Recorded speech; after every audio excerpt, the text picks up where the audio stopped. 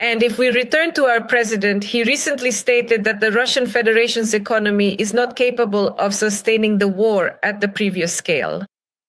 Do you agree with this statement? Well, that's a complicated question. I wouldn't say that's absolutely true, because Russia can continue the war. It's just that it will increasingly be financed at the expense of the population. As we just discussed, the population has started to feel a decline in their standard of living. This is the path the country will continue to follow. Russians didn't believe this for a long time. You can't imagine how many harsh words people wrote to me in various YouTube comments saying that everything is fine, we're living perfectly well. Now they've stopped writing so actively, they've quieted down. It's even strange, really, you almost miss them. Where did all those angry people go who used to tell me I was exaggerating everything? They've gone quiet somehow? Because what else can you do? It's winter, it's cold, there are countless housing and utility accidents. Was Lipchin predicting all this? How mean? Now you can't say he's wrong anymore. So that's exactly how the situation will be. In other words, the burden will ultimately fall on the population. Notice that Russia has clearly and completely given up on having a stable and reliable financial system. They have just published an official government forecast that extends up to the year 2042. What did they say there? That there will be no happiness until 2042. It's just like a prison tattoo on your chest. A lifetime without happiness. Now they could get that tattooed right on the forehead of the finance minister at the Ministry of Finance, because he's saying that until 2042, Russia will continue to have a budget deficit and they'll cover it by borrowing. That's why they're planning to raise Russia's domestic government debt to 200 trillion rubles. Can you just explain what that means? 200 trillion rubles is roughly Russia's gross product. We're not ready for everything. So the debt to GDP ratio will be 100%.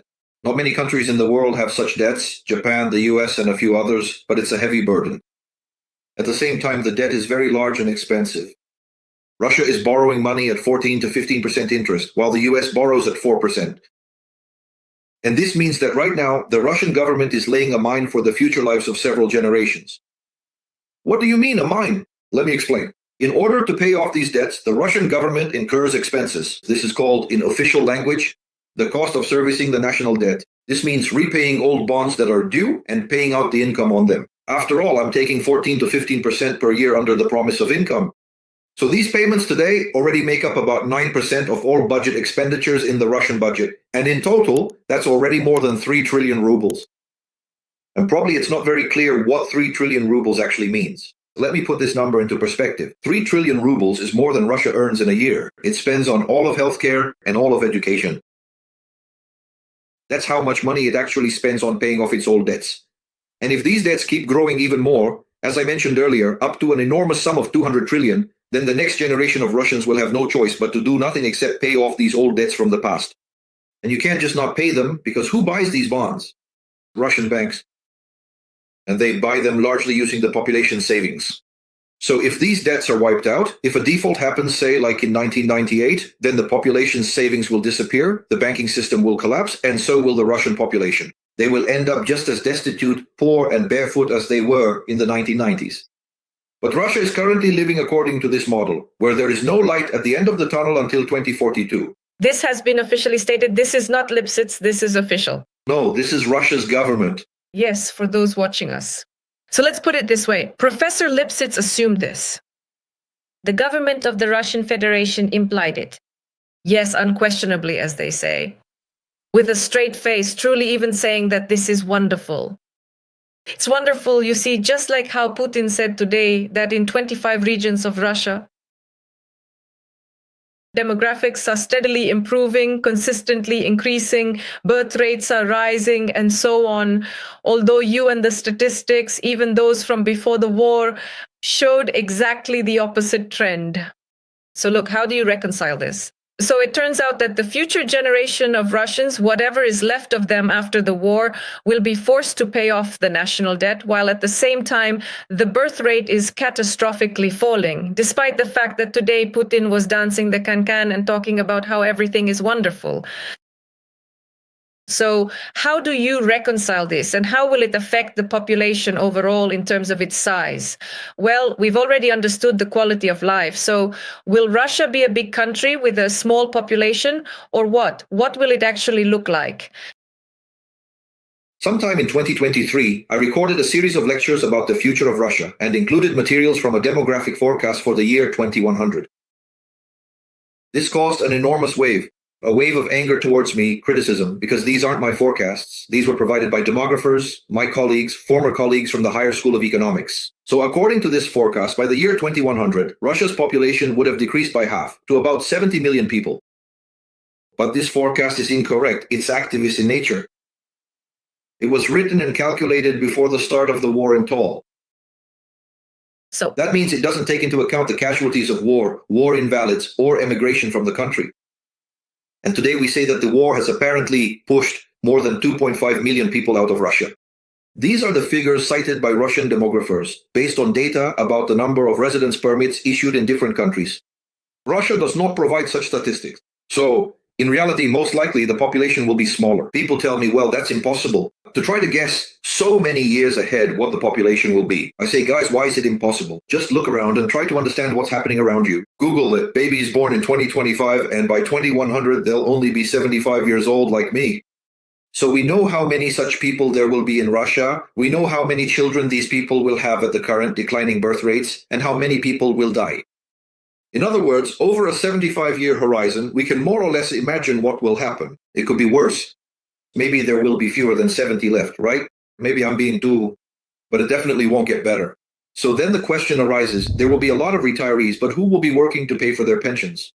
After all, in Russia, the pension system is based on intergenerational solidarity.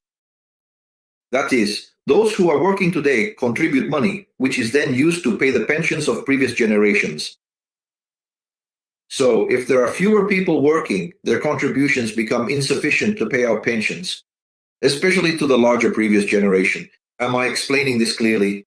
Now, in Russia, this indicator is dropping sharply. At the same time, the Russian pension system used to have a certain safety margin. It was called the National Wealth Fund. But during the war, it was squandered. And there is about 4 trillion left unspent. That's peanuts. So Russians are facing a situation where there will be a problem with pensions. It will become very unclear, and how to solve it will be uncertain. And that's why, apparently, at first there will be delays in salary payments, and then anything could happen, up to and including raising the retirement age. People tell me that can't happen. I say, come on, Putin promised he wouldn't raise the retirement age. So what? Putin promised. That already just sounds like a joke. Of course, I agree, Tal. But people keep believing, well, how can I explain it to you? A person in Russia just can't believe that the president of the country is lying through his teeth. It's just something a Czech can't wrap his head around. He simply can't. So when I say the president is lying, they say, no, you're the one who's lying. Well, there's nothing I can do about it. That's just how Czechs are. But the president is lying through and through. He said he wouldn't raise taxes. But for 2 years in a row, he's been raising taxes in Russia. By the way, today during the live Q&A, this was also brought up by one of the entrepreneurs who complained that if this is introduced like VAT, then there's no point in working at all. Naturally, Putin said, I'll look into it. Well, yes, as they say, it's like water off a duck's back. Regarding who will be working in the Russian Federation in the near future, we know how many have been killed or wounded in the war, and so on. Plus, we remember the anti-migration policy. But at the same time, the total number of people who have been brought in, those who have actually arrived, yes, is something to consider. The number of migrants from India, if I remember correctly, increased to 17,500 in 2025. Why is that? I mean, I don't want to offend anyone, right? But for example, Tajiks, Kyrgyz, everyone, no, for now, everyone, no, you can't work here. But at the same time, they're bringing in migrants from India. Where's the logic in that? Why is it like this? And is it really true that in Russia there is simply no one left to work? I'm not even talking about earning money, just working at all. Well, overall, the situation in Russia is certainly very strange. From the outside, it's hard to make sense of it. People are starting to lose understanding of what's going on. But it's important to explain a very simple thing. There is no unified state power in Russia. As strange as it may seem, this so-called vertical of power is pure nonsense. It's just a bundle of sticks. It's not a steel vertical, it's a bundle of sticks where each straw tries to live its own way. That's why some of these straws are anti-migration, shouting that we shouldn't bring people in. For example, the Russian Orthodox Church is very strongly opposed to bringing in migrants. They say that this dilutes the nation's identity and will lead to Russia ceasing to be an Orthodox country. I can't listen to this calmly. No jokes here. In fact, according to what demographers and religious scholars tell us, after 1950, the number of Muslims in Russia will surpass the number of Orthodox Christians.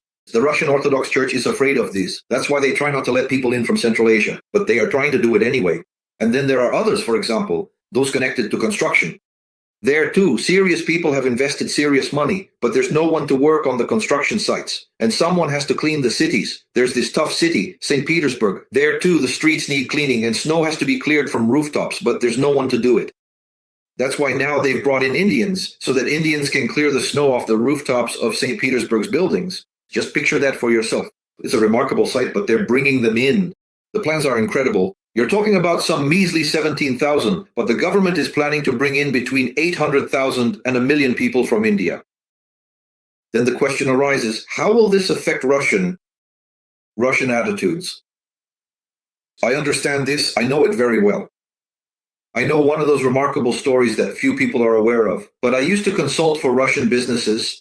I remember how one company in the Moscow region decided to bring in people from Asia. I don't remember exactly, I think they were Vietnamese, but they understood that if they just settled them in the city, there would be terrible disasters, fights, massacres, God knows what could happen. So they built a closed-off settlement behind a wall, and the Vietnamese weren't allowed to leave this territory. They had shops there, I believe they even had a brothel, and they had a bar, but leaving the territory was forbidden so they wouldn't get killed or stabbed. This is to the point. They came in shifts, worked there for a couple of months, and then went back home. Back then, there were no murders. I'm just explaining what it looks like in Russia, so you understand what a disaster it is. Now they're going to bring in this huge number of Indians. How will all this mesh with the Russian population? How will people react? And what kinds of disasters, criminal ones, I don't know, will happen. But I think there will be some. There will be.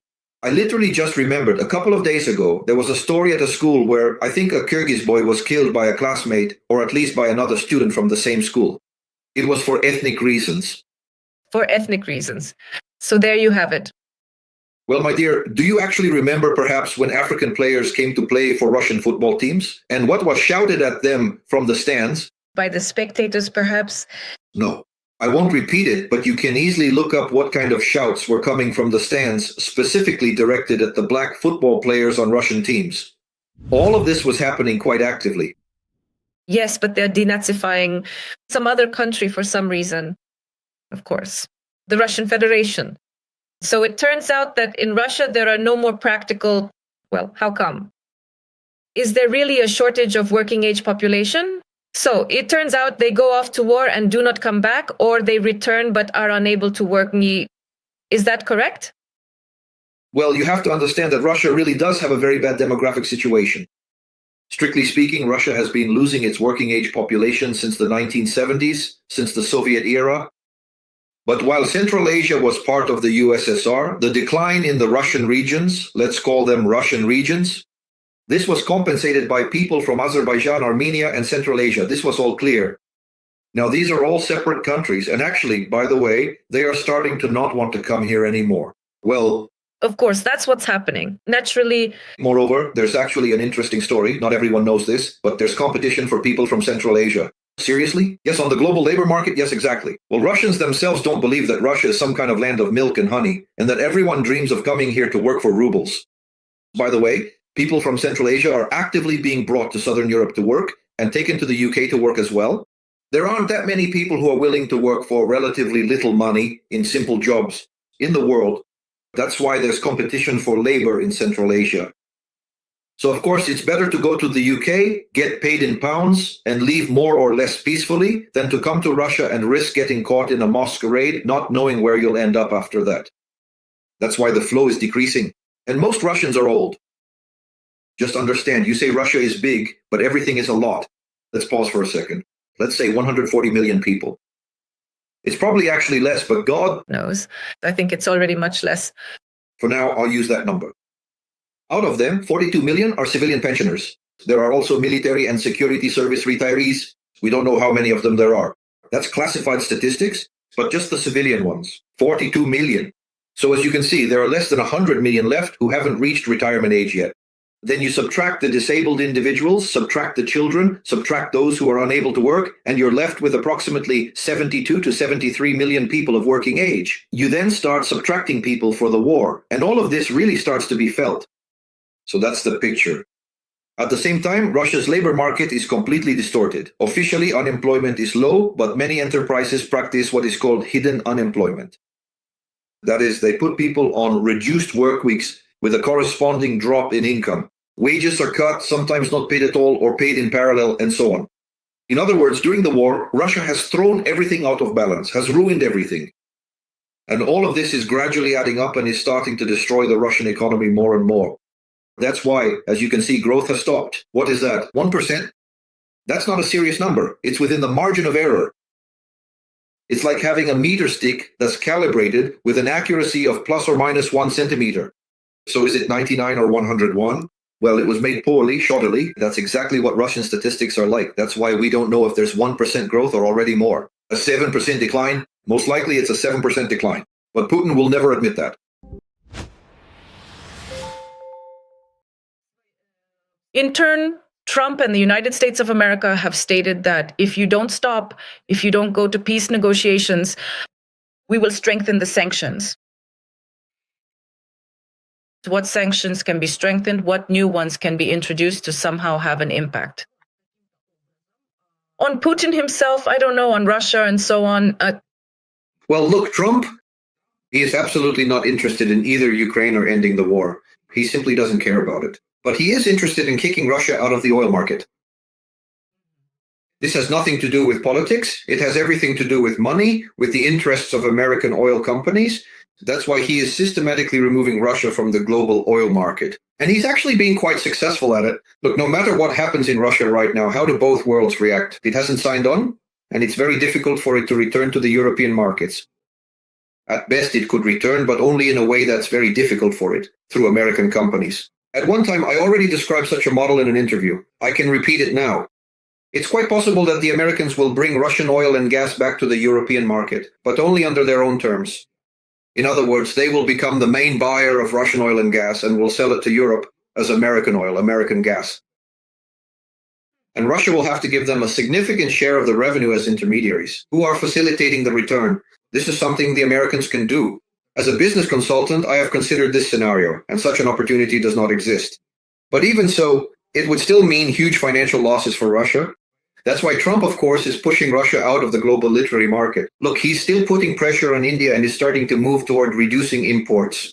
He put pressure on Turkey, and Turkey signed an agreement to purchase US LNG.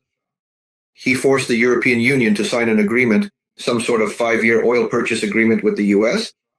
So in this sense, he is ruthlessly pushing them out. No matter how he personally feels about Putin, I don't know that, but he's pushing Russia out of the oil market. Russia is a competitor to the American oil industry, and he's going after a foolish, weak competitor who made himself vulnerable. He's pushing him out to take over his markets. That's normal business, and he is capable of doing it. There's something else that can be done. They could start working seriously with the tankers. So far, the work with the Shadow Fleet tankers has been sloppy, weak, and not at all serious. And there are a lot of interesting issues there. For example, it turned out that these tankers are sailing the seas with forged documents. It turned out that when they started looking into where these tankers are registered, they discovered that the majority of what is called Russia's fleet is registered in Gabon. But at the same time, the authorities in Gabon are unaware of this. In other words, forged shipping documents were created, and these vessels are sailing the seas using them. For things like this, you can impose fines or make arrests, but so far, this hasn't been done. Although, as you understand, there are fleets that could do all this work, but so far, they haven't. So, in principle, if there were the will, you could quickly bring them into the Russian fleet, anchor them, take the oil from them, and say, you violated shipping regulations, you are being confiscated, and you won't bring anything to Russia. This is possible, but it's not being done. So, in principle, the opportunities exist, but they are not being used yet. Well, the Ukrainian armed forces are starting to take advantage of these opportunities. That's right. Yes, just recently. A damaged tanker. Yes. In Med Sea, this is a very interesting topic. Yes. Yes. And so far, there's been no visible reaction. And Russia, in principle, can't openly respond. And what can it do? It's not even a Russian vessel. It's probably sailing under the flag of some country like Gabon. Yeah, right. A Gabonese tanker was damaged in the Mediterranean Sea? What does that have to do with Russia? Yeah, nothing at all. But it was damaged. But it was damaged. It was carrying something after all. Let's hope, as always, for the Ukrainian armed forces in this regard as well. Regarding sanctions again, I wanted to clarify with you once more, is this bipolar behavior, or are these well-planned actions that once again will benefit Trump, for example? I mean, the fact that the US Treasury lifted some sanctions as a goodwill gesture during negotiations, I mean, the sanctions, they were lifted from certain companies and individuals, including those who supply components for the defense sector of the Russian Federation. These are Finnish and Cypriot companies. At the head of them, as I understand it, judging by the surnames, are citizens who are possibly former citizens of the Russian Federation. Well, once again, Marina, Trump is always playing a game. He snaps his fingers, pokes, and then shows a carrot. He keeps playing this game with Putin, trying to make Putin want the carrot and also be afraid of the stick so that he'll be willing to compromise. This approach doesn't work, but Trump doesn't have any other ideas. He's not exactly rich in ideas. That's why he keeps repeating it over and over. One moment he threatens with sanctions, the next he backs off. Well, how can I put it? There's nothing more inconsistent than Mr. Trump's foreign policy. We've just witnessed it ourselves. He was cracking the whip menacingly over Venezuela, and then let the Venezuelan tanker go so someone could take it further. That's just how it goes. But you see, that's the kind of US president we have. Fortunately, he's not your president, but he does influence the whole world. And the way he is, well, that's pretty much how we see the world around us. That's what makes the situation so troubling.